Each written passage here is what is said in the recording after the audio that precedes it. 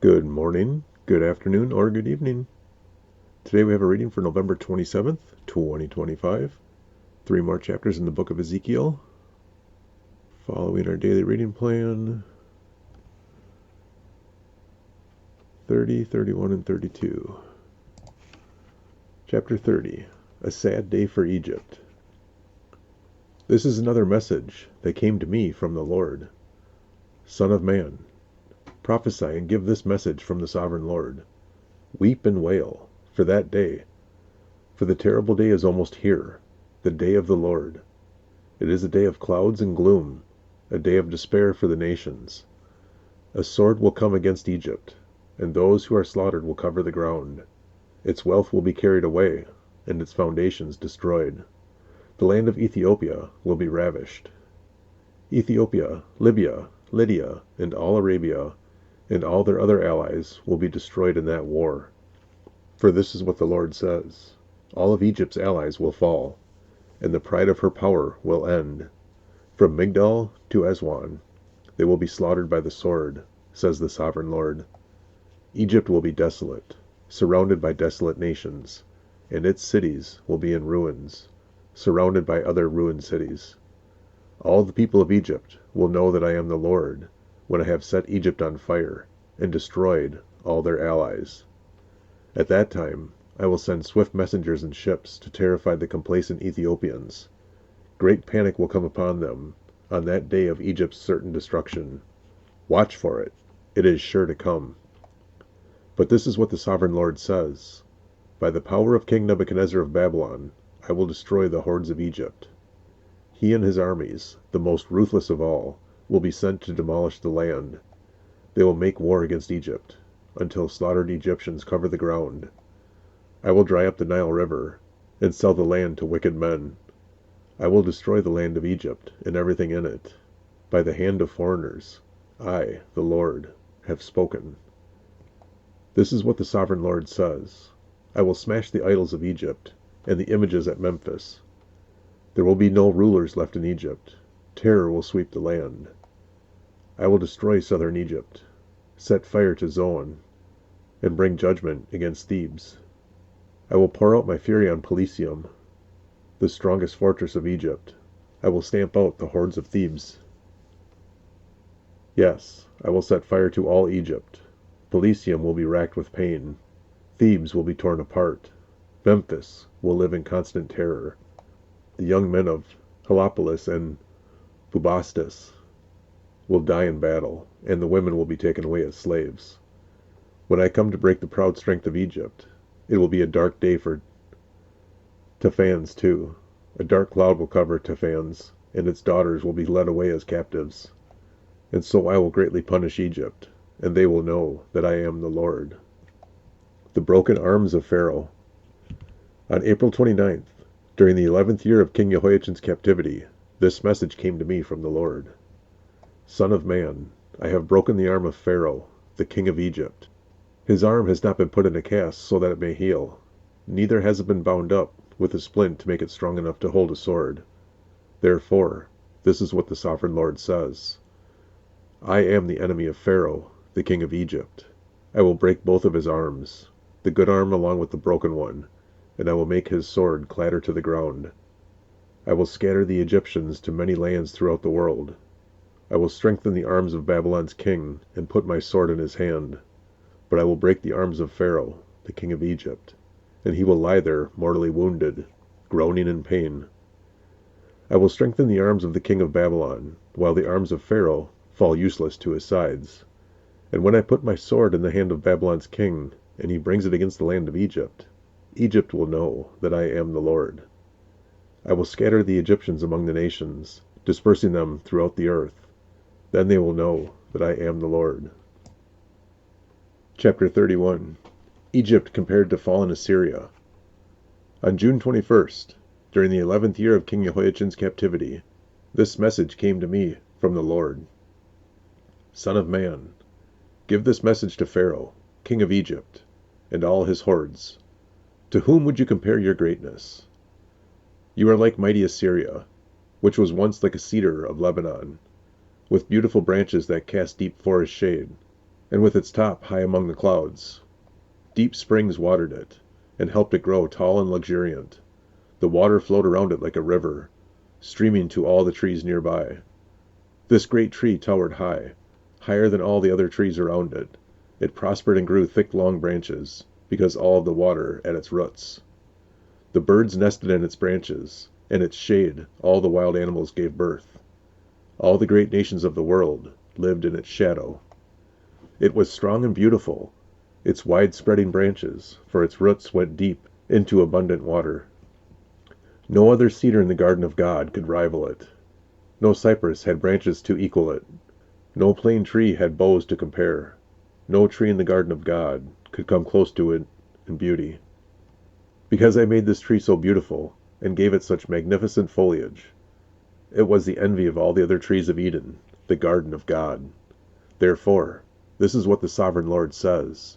Because Egypt became proud and arrogant, and because it set itself so high above the others, with its top reaching to the clouds, I will hand it over to a mighty nation that will destroy it as its wickedness deserves. I have already discarded it.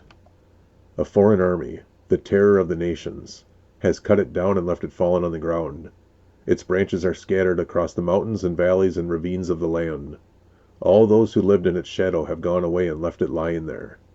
The birds roost on its fallen trunk, and the wild animals lie among its branches. Let the tree of no other nation proudly exalt its own prosperity, though it be higher than the clouds, and it be watered from the depths. For all are doomed to die, to go down to the depths of the earth. They will land in the pit, along with everyone else on earth. This is what the Sovereign Lord says. When Assyria went down to the grave, I made the deep springs mourn. I stopped its rivers, and dried up its abundant water. I clothed Lebanon in black and caused the trees of the field to wilt.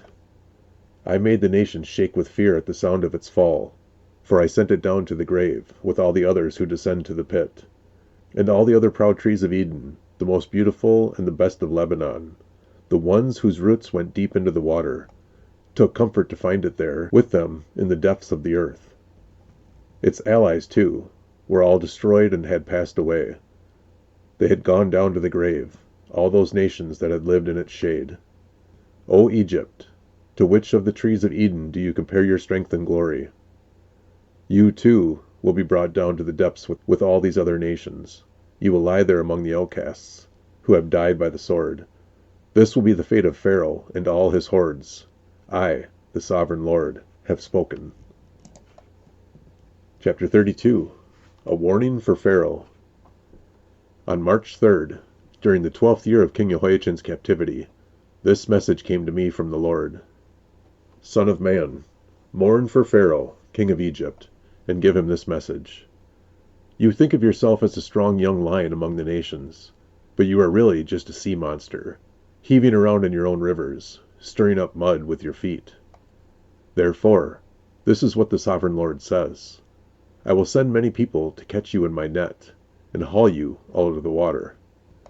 I will leave you stranded on the land to die. All the birds of the heaven will land on you, and the wild animals of the whole earth will gorge themselves on you. I will scatter your flesh on the hills, and fill the valleys with your bones. I will drench the earth with your gushing blood, all the way to the mountains, filling the ravines to the brim. When I blot you out, I will veil the heavens and darken the skies. I will cover the sun with a cloud, and the moon will not give you its light.